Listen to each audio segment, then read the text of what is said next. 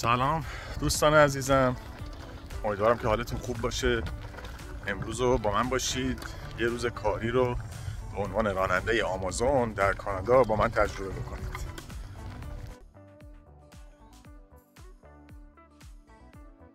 خب بعد از آوردن اون کارتی که بگ‌های من داخلش بود شروع به بارگیری میکنم و یه چیزی رو توضیحی رو بدم که کلاً در روز ما بین مینیمم 8-9 تا بگ تا ماکسیموم 17 یا 18 تا بگ داریم که داخل هر بگ معمولاً بین 10 تا 30 بسته که شامل پاکت و یا باکس هستش داخل هر بگ هست و وزن هر بگ هم حدود بین 10 کیلو تا 20 کیلو میتونه باشه.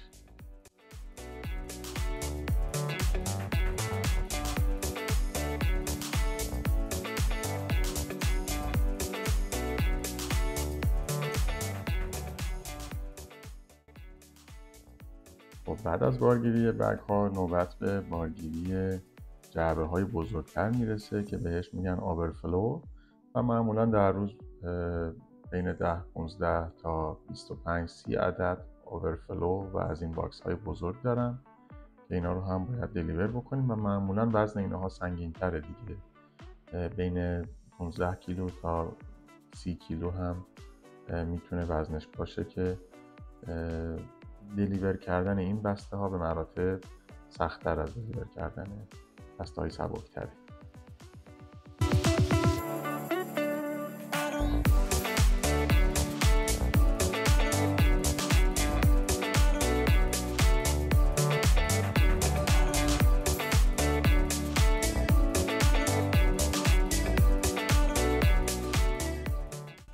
خب بارگیری تموم شد، از استیشن اومدیم بیرون و میریم به طرف آدرس اولی که باید دلیور بکنیم. من امروز تا آدرس اول 50 دقیقه فاصله دارم، یه چیزی نزدیک به 40 کیلومتر.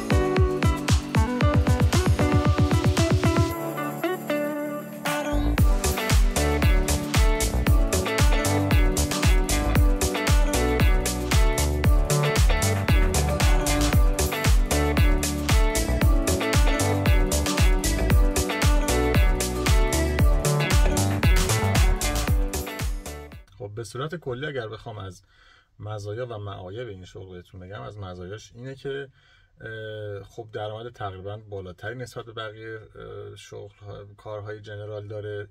حقوقش ساعتی $20.90، ولی خب طبیعتا فشارش هم بیشتره. در کانادا کلا هر چقدر در کار جنرال دارم میگم، کار جنرال شما هر چقدر حقوق بیشتری دریافت بکنید قطعا فشار کار روی شما بیشتر خواهد بود. مثلا کار کانستراکشن و رنوویشن و اینا حقوقش تا، یعنی کارگری کردن برای کانستراکشن حقوقش تا $25 هم میره و هست، ولی خب قطعا فشار بیشتری دارید توی اون کار. زمستون آوتدور در فضای خارج از خونه توی سرمایه شدید باید کار بکنید و خب وسایل خیلی سنگین رو باید بلند بکنید، حمل بکنید و خب این از سختی‌های اون کاره.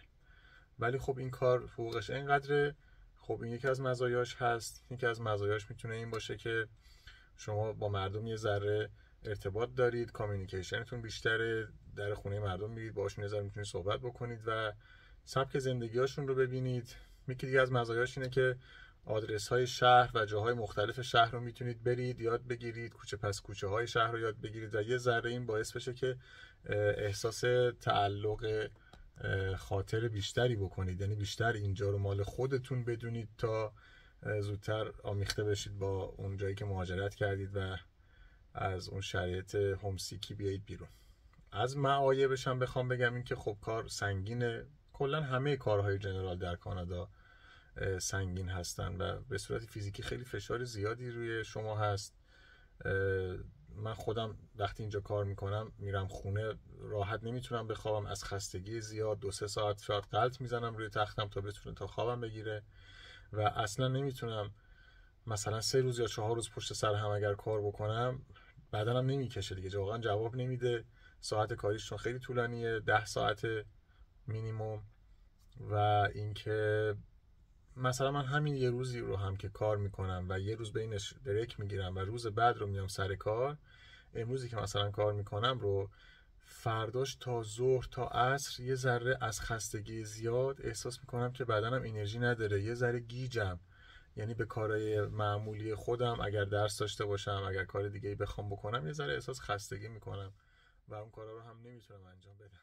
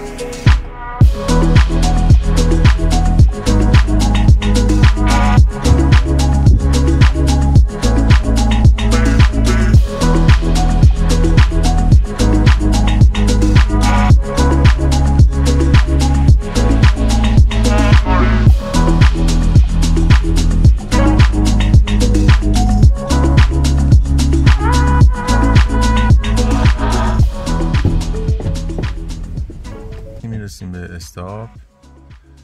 این اپلیکیشن خود آمازونه، به ما میگه که کجا باید وایسیم، یعنی آدرس ها رو نشون میده و الان بسته ها رو هم به من شمارش رو نشون میده که من پیدا کنم و اسکن کنم.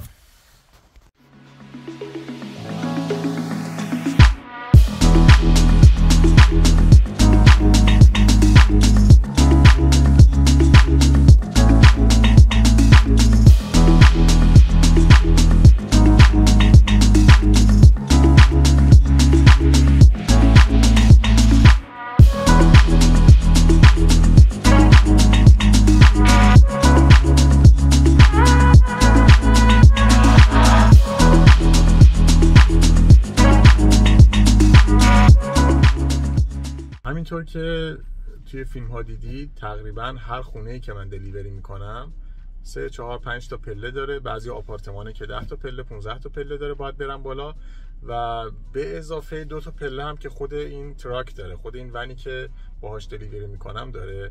و اگر میانگین بگیریم من در روز 150 تا استاپ و توقف داشته باشم که دلیوری بکنم، 150 تا 2 تا پله میشه 300 تا، و 2 بار بالا برم پایین دارم 600 تا، و 150 تا حداقل 3 تا پله داشته باشه اون خونه هایی که دارم دلیوری میکنم، یه عددی بیشتر از 1000 تا خواهد شد.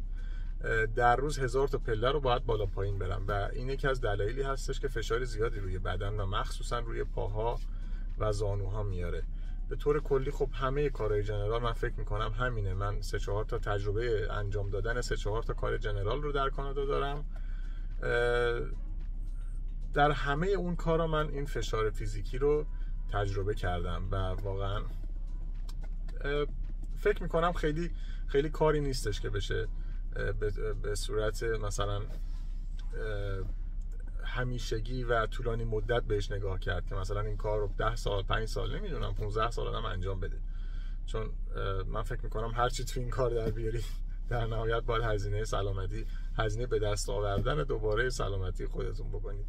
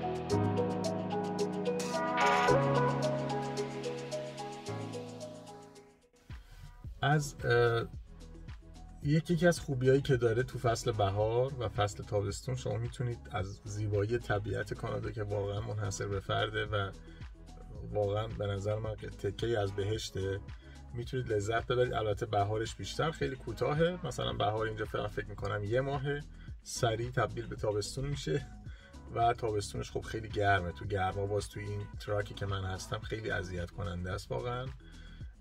گرمای مثلا دمای 30 35 37 8 درجه با رطوبت خیلی بالا 70 80 90% رطوبت، خب یه ذره تحملش سخت میشه. یکی از سختیاش این فصل هاست، یعنی فصل تابستونش یه سختی داره.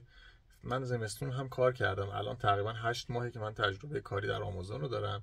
زمستونش هم در هوای منهای اوریج منهای 20 منهای 15 منهای 30 و با برف فراوون، شما روزی مثلا 100 تا توقف باید داشته باشید و بسته هایی رو دلیور بکنید به مشتریان. خب خیلی وقتا برف زیاده، برفا رو به قول انگلیسی زبان پلو نکردن، برفا رو پارو نکردن، شما تا ساق پا تا زانوی موقعی تو برفین، تو کفشتون پر برف میشه و خیس میشه پا. واقعا شرایطیه که آدم یخ میزنه، پای آدم واقعا یخ میزنه و دست ها همینطور، دستکش نمیتونید دستتون بکنید چون این گوشی که باش کار میکنید و دائما باید اسکن بکنید، نمیدونم عکس بگیرید، با دستکش کار نمیکنه، شما مجبور دستکش رو در بیارید.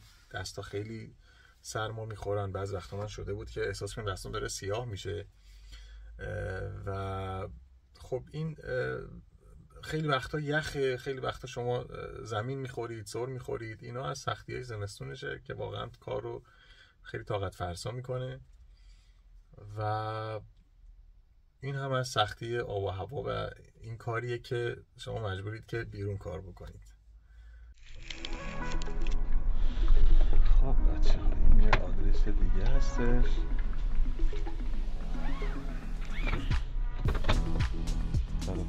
میکنیم از اینجا اسکن و بریم که دلیوری کنیم. Bonjour, comment ça va? Oui. Vous avez un colis. Je sais pas si c'est vous, Voilà. mais je serais obligé de revenir. Oui. Il y en a un autre paquet. Oui. D'accord. Bonne journée. Merci. Bonne Très journée. bien, bonne journée. Désolé? Yeah, il fait beau. Parfait. Beaucoup de soleil.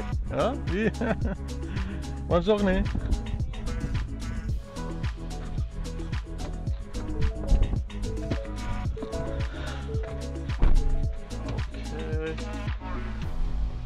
یه خانم نایس خوش برخورد.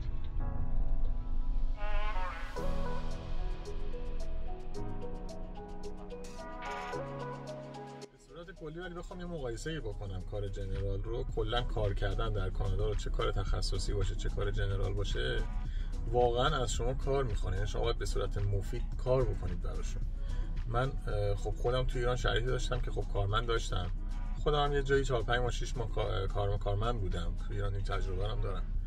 واقعا کسی به اندازه اینجا کار نمیکنه. من تجربه خودم داشتم، کارمند بودم، شاید در روز واقعا 1 ساعت 2 ساعت کار مفید میکردم، یا همکارای دیگم رو که میدیدم اونم همینطور در روز 1 ساعت 2 ساعت کار مفید آیا میکردن یا نمیکردن. خیلی کسی کاری انجام نمیده. و خب تجربه هم دارم که خودم کارمند داشتم یا کار صنعتی میکردم، کارگر داشتم، رستوران داشتم، کارگر و آشپز و این چیزا داشتم. توی اون کار هم من اینقدری، یعنی اصلا فرهنگ ما اینطور بود که من اینقدری نمیتونستم سخت بگیرم و خیلی بیش از حد کار بکشم از نیرو. اگر خیلی بیش از حد کار میکشیدم اندازه‌ای که اینجا من خودم کار میکنم، قطعا نیروهای من 1 روز 2 روز 1 هفته سر کار میومدن و بعد نمیومدن سر کار، چون این فرهنگ در ایران نبود، اینقدر مردم کار نمیکردن. و البته که تا اون موقعی که من ایران بودم اونقدری هم یعنی نیازی نبود که کار بکنن، هزینه ها تقریبا پایین تر بود، نیاز نبود اضافه کاری بکنن، شیفت اضافه داشته باشن و نهایتا خیلی سخت نمی گرفتیم ما، چون طرف میرفت از پیش ما یا جای دیگه کار پیدا میکرد.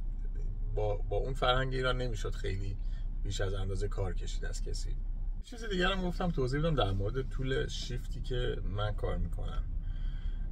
من صبح که میرم سر کار، خب باید بارگیری ماشین رو باید خودمون انجام بدیم، یعنی راننده‌ها موظفن که بارگیری ماشین رو انجام بدن. و ساعت 10 صبح من 9:30 صبح تقریبا از خونه من میزنم بیرون، 10 صبح سر کارم یا زودتر، و شیفت من از ساعت 10:15 ساعت هم میخوره شروع میشه. معمولا تا برمیگردم دوباره استیشن، یعنی همه دلیوری ها رو انجام میدم و برمیگردم دوباره استیشن تقریبا ساعت 9:30 شب تا میرسم خونه 10 شب. یعنی اون مدت زمانی که تقریبا خونه نیستم بین 12 تا 13 ساعته که خب این خودش خیلی کار رو طاقت فرسا و سخت‌تر میکنه، چون مدت زمانی که شما نیستید خیلی تاثیر، یعنی یه چیزی بوده که به نظر من، یعنی بعد از مدت‌ها، بعد از صنعتی شدن جهان که کارها و شغل‌ها اینجوری شد و همه 8 ساعت کار میکردن و به این قانون، به این جنبندی رسیدن که 8 ساعت هر کسی کار بکنه، به نظرم یه چیزی بوده، آزمون و خطایی شده که به این نتیجه رسیدن که بهره‌وری یه آدم 8 ساعت میتونه باشه. و واقعا من تجربه که دارم از 8 ساعت 9 ساعت که بیشتر کار میکنم توی این کار، هر 1 ساعتش انگار اندازه 3 ساعت خستم میکنه. اینم گفتم در مورد مدت زمان شیفتی که هر روز انجام میدم یه توضیح بدم برات. دوستان عزیزم، من شیفتم تموم شده، باید به استیشن برگردم و به انتهای این ویدیو رسیدیم. خیلی ممنونم که من رو تماشا کردید و ممنون میشم ازتون اگر دکمه سابسکرایب رو بزنید، لایک بکنید و اگر سوالی دارید در کامنت ها از من بپرسید، حتما سعی میکنم جواب بدم. و اگر این ویدیو به درد دوستاتون میخورد و یا قصد مهاجرت دارن و میخوان بیشتر در مورد کار کردن در کانادا بدونن و بهشون ارسال بکنید، همه شما رو به خدای بزرگ میسپارم.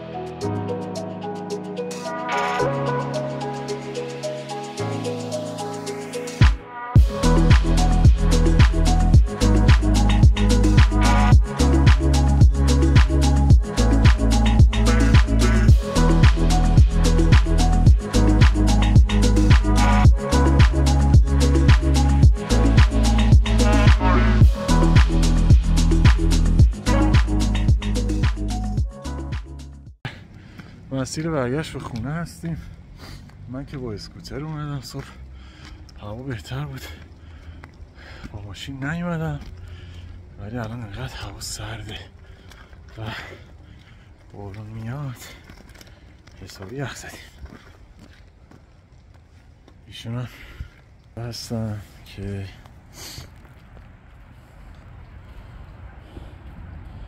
داره تلاش میکنه بیاد بالا. خسته نباشی پهلوون. یه ذره به ما توضیح بده که شرایط کاری چطوره و الان 12 ساعت شیفت خسته کاری هستی سنگین. نیستی؟ باید مسیرم توی برف و بارون یاد پیاده بیاد. مثلا هوا یه ذره حس کردیم بهتر شد، داریم با دوچرخه میایم 10 دقیقه این سوارایی رو باید پیاده بیاد. شما در مورد شرایط کار جنرال در کانادا چیه؟ یه چیزیه که شما فقط به صورت جنرال در موردش شنیدی، فقط باید تجربه کنید، باید تجربهش کنید تا جزئیاتشو بیشتر بدونید. اوکی داداش بریم. بریم آقا بریم.